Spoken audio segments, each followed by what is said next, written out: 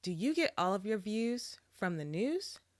Let's talk all about it on this episode of You Can't Say That in Church.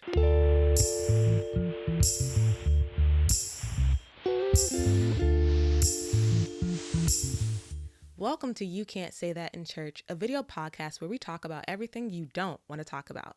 My name is Chandrese and I'm your host, and in each episode we focus on a topic that is often avoided in the church and we chew on it until it is easier to swallow.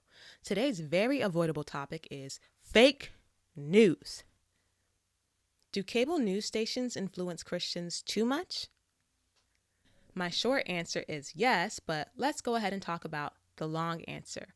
I think that there are three things that we can all agree on at the front end of this podcast. 1, America has a two-party system with Republicans and Democrats. 2, CNN typically targets a Democratic audience. And 3, Fox News typically targets a Republican audience. Hopefully we can agree on all of these things. If not, I am so sorry. I don't mean to offend. But these are general principles that I think are commonly accepted. So now we're getting into more opinionated territory.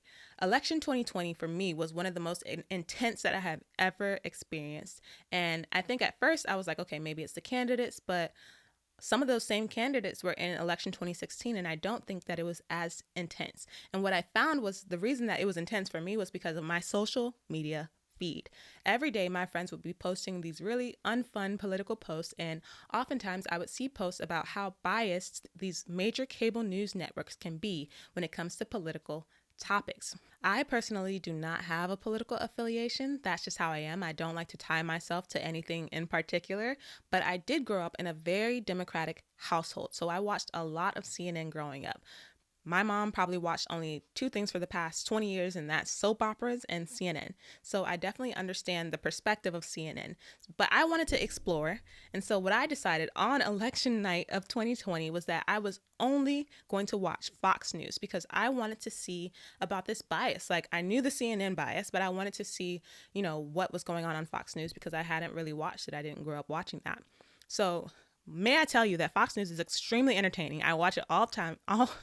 I watch it all of the time just for entertainment purposes because the people who are speaking are very dynamic, and you get involved in the conversation and you get involved in the debates, and you're like, okay, this is good television. I will say that off the bat. I love it.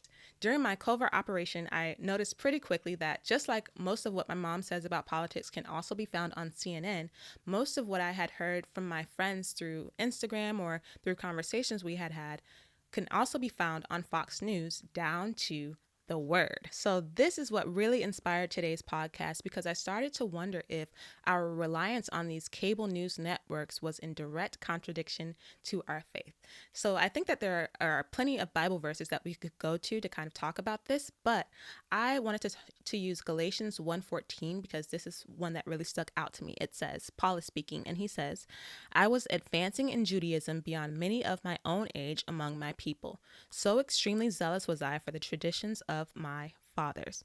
And Paul is just talking to the church of Galatia, and he's explaining that he used to be the best persecutor of Christians that was out there. He was advanced for his age, and he did all of these things because he thought it was what he was supposed to do. He did all of these things with passion because this is what his parents and his parents' parents and his parents' parents told him to do.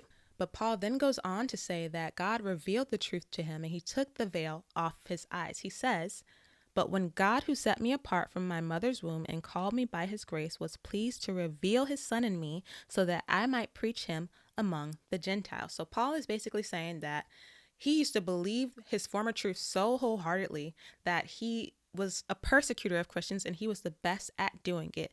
But God revealed a new truth to him that is completely different from his old truth. And so you might be thinking, what does this have to do with the church, Chandrese? But it has everything to do with us, because just like we may believe something is true, we need to be making sure that we're submitting those things to God to make sure that he is saying that they are the truth. All of our truths must come from God, not from other people. People who are on these cable news stations are very charismatic. That is their job, to appeal to their audiences, because ultimately these stations get ratings. They have ad revenue that they need to maintain in order to keep up their stations, to pay all of their news anchors. These are businesses as well. And when people are speaking to us, they are speaking so zealously that we sometimes just feel like, okay, that has to be true. But as Paul just stated, you can be zealous about something and it can be completely wrong. It's only when God reveals a truth to you that you can take it as fact for yourself. And so we, as Christians, should be making sure that we are submitting every fact that is given to us to Christ to make sure that he's fact checking. God is the ultimate fact checker, and we need to make sure that he is checking everything, every thought. We're capturing it, we're submitting it to him before we accept it as our own truth. Now, hopefully you don't turn off the podcast at this point, but some of these zealous opinions can really be equated to propaganda. Now, I'm going to read to you the definition of propaganda. I'm not just going to throw the word out there and have you get upset with me. Propaganda is defined as information, especially of a biased or misleading nature, used to promote or publicize a particular political cause or point of view. Now, I don't say this lightly because I do believe that people can have opinions, and opinions are not necessarily propaganda. But a fun fact is that I'm also a lawyer, and so I am trained in the art of persuasion. And when I watch either of these networks, I do notice that what they're doing are typical tactics of persuasion that will work on any person who is not aware of those tactics. And so you may find oftentimes that the people that they bring on to speak are lawyers. Next time you're watching and you see a lawyer on TV, I want you to pay attention and take note of the tactics that they're using to persuade before you just accept their opinions as truth for you. So we admitted some things at the top of this podcast, and I hope that we can all together admit one more thing, and that's that all cable news stations are propaganda because they have a political point of view and they're trying to persuade you towards that view by the way they tell you information.